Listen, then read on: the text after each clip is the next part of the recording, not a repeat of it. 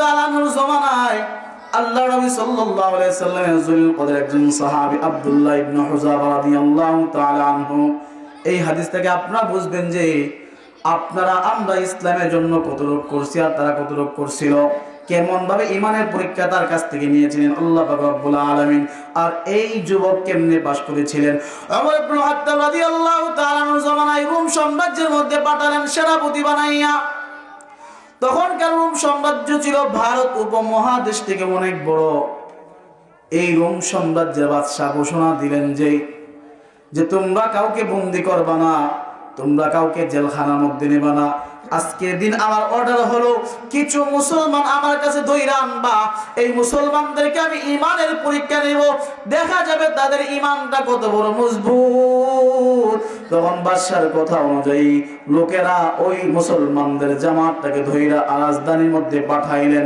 পাঠানোর পর বাদশাকে খবর দিলেন, ও বাদশাহ, মুসলমানদের জামাত বন্দী করলাম, ও বাদশাহ কি করবো? আমার রুমের ভিতরে পাঠায় দাও, আমার কাছে পাঠায় দাও। বাদশার কাছে পাঠায় দেওয়ার পর সবার সামনে ঈমানের পরীক্ষা নিচ্ছেন। আব্দুল্লাহ বলতেছেন যে এই দলের আমিরকে, সেনাপতিকে একজন যুবক দাঁড়ায় গেলেন, নাম কি তোমার? বাদশাহ বলেন, নাম আমার আব্দুল্লাহ ইবনে হুযাফা। তুমি যুবক, তোমাকে আমার খুব পছন্দ হয়েছে, আমি তোমাকে খুব ভালোবাসি, আমি তোমাকে খুব মহব্বত করি, আসো আসো আমার পাশে আইসা বসো। পাশে আইসা বসলেন। বসার পর বলতেছেন, আমি তো তোমাকে অনেক মহব্বত করি, ভালোবাসি, কিন্তু ভালোবাসাটা আরো গভীর করতে চাই, ভালোবাসাটা আরো গভীর করতে চাই। কেমনে গভীর করতে চান? একটা জায়গার মধ্যে পেশ, কোন জায়গার মধ্যে পেশ? তুমি মুসলমান, আমি খ্রিস্ট ধর্মের অনুসারী, আমি খ্রিস্টান, তুমি মুসলমান, তফাৎ হয়ে গেছে। তুমি খ্রিস্টান ধর্ম অবলম্বন করো, মুসলমান ত্যাগ করে দাও, ইসলাম ধর্ম ছাইরা দাও, তোমার ঈমানটা বিক্রি করে দাও, তাহলে আমার যত সাম্রাজ্য আছে অর্ধেক সাম্রাজ্যের বাদশা তোমাকে বানায় দিব, তোমাকে মালিক বানায় দিব। আর আমি ইন্তেকাল হওয়ার পর আর পুরা সাম্রাজ্যের মালিক তুমি হয়ে যাইবা। কারণটা কি? আমার ঘরের মধ্যে একটা সুন্দরী রূপবতী গুণবতী একটা মেয়ে আছে, এই মেয়েকে তোমার কাছে বিয়া দিব, বিয়া দিলে সমস্ত সাম্রাজ্যের মালিক তুমি হয়ে যাইবা। আব্দুল্লাহ ইবনে হুযাফা রাদিয়াল্লাহু তাআলা আনহু যুবক সাহাবী ডাক দিয়ে বলেন, ও রুমের বাদশা, ইয়া কালবার রূম, ও রুমের কুকুর বাদশা, এমন করে গালি দিয়ে বলতেছেন, আমার জীবন চলে গেলে আমি কোনোদিন ঈমান ছাড়তে পারবো না, আমি মুসলমান ধর্ম ছাড়বো না, আমি আমার নবীকে খুব ভালোবাসি, আমি আমার ধর্মকে খুব সম্মান করি, আমি জান্নাত পেতে চাই, আমি তোমার ধর্ম অবলম্বন করবো না।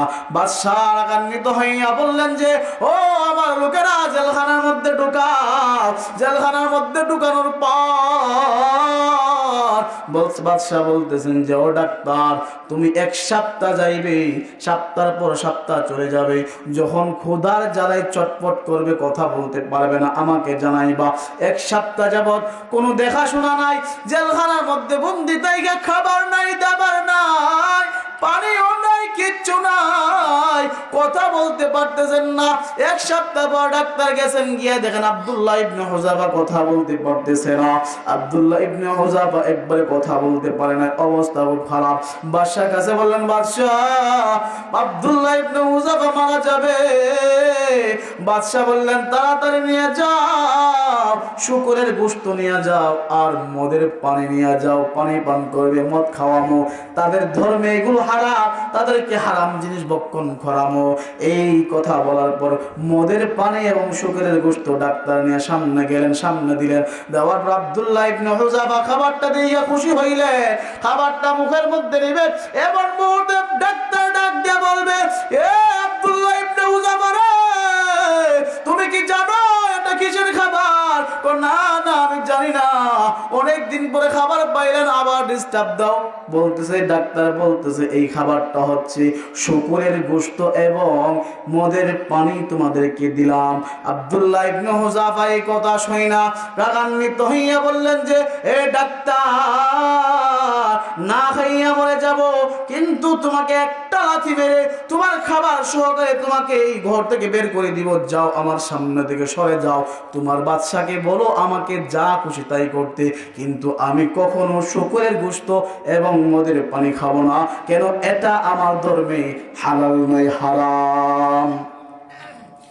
এই কথা বলার পর আব্দুল্লাহ ইবনে হুযাফা ডাক্তার মালিকের কাছে আসছেন, বাদশার কাছে আইসা বলেন, বাদশাহ ব্যাপারটা বুঝলাম না, এতক্ষণ কথা বলতে পারছে না, মুখ দিয়ে আওয়াজ আসছে না, কিন্তু এখন আমি যখন বললাম শুকরের গোশত এবং মদের পানির কথা বললাম, তখন রাগান্বিত হইয়া আওয়াজ কোথায় থেকে আসলো? মুসলমানদের গর্জন কি এত ভয়ঙ্কর হয়? এই গর্জন আওয়াজ দিয়ে বলতেছে যে বাদশাহ আমাকে নাকি লাথি মারবে।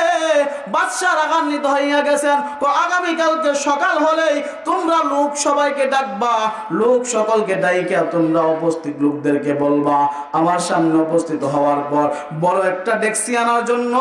ওই ডেক্সি আনার পর একটা গরম তেল, পুরা ডেক্সি ভর্তি গরম তেল, আমরা গরম তেল করব, গরম তেল কইরা আমরা আব্দুল্লাহ ইবনে হুযাফাকে ওই পানির মধ্যে ছাইরা দিব।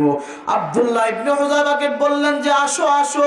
আব্দুল্লাহ ইবনে হুযাফা আসলেন, আসার পর বলতেছেন, আব্দুল্লাহ ঈমানটা ছাড়বা নাকি তোমাকে এই ডেক্সির মধ্যে গরম তেলের মধ্যে ফেলাইয়া দিব? আব্দুল্লাহ ইবনে হুযাফা বলেন, কিচ্ছু করার নাই, যা ইচ্ছা তাই করেন, আমি আব্দুল্লাহ কখনো ঈমান বিক্রি করব না।